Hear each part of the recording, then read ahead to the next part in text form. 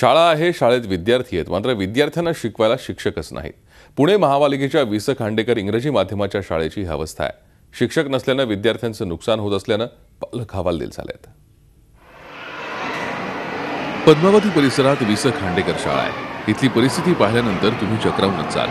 7वी पर्यंत असलेल्या शाळेत सुमारे 471 विद्यार्थी शिकतात, मात्र त्यांना शिकवण्यासाठी केवळ 2च शिक्षक आहेत। धक्कादायक बाब म्हणजे शिक्षक उपलब्ध नाहीत म्हणून 7वीचेच विद्यार्थी खालचे वर्ग सांभाळतात। यातून सगळ्याच विद्यार्थ्यांचं नुकसान होत आहे।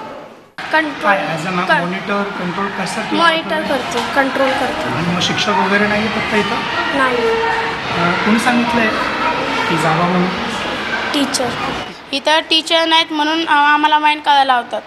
आमचा अभ्यास पण बुडतो, टीचर इथं नाहीच।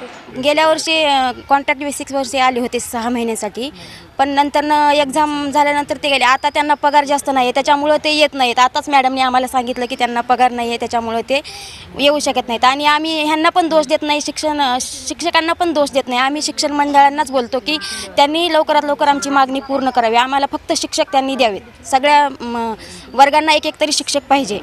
या शाळेत किमान 9 शिक्षकांची आवश्यकता आहे। महापालिकेचं शिक्षण मंडळ बरखास्त झाल्यामुळे शिक्षकांची नियुक्ती रखडली आहे, मात्र महापालिकेकडे पाठपुरावा करूनही उपयोग होत नाहीये।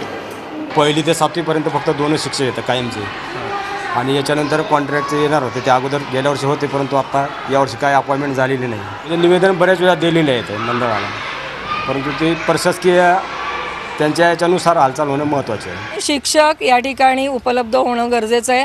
आम्ही वारंवार मागणी केलेली आहे, प्रशासनाने त्याच्याकडे कानाडोळा केलेला आहे। स्वतः आयुक्तांनी भूमिका, या सगळ्या गोष्टीला मला असं वाटतं की या ठिकाणी सत्ताधारी पक्ष आणि पुणे महानगरपालिका प्रशासन म्हणजे स्वतः आयुक्त साहेब जबाबदार आहेत।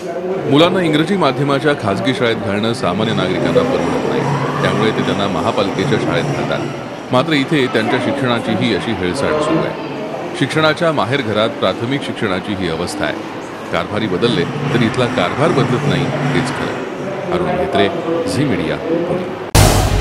झी 24 तास रहा एक पाऊल पुढे।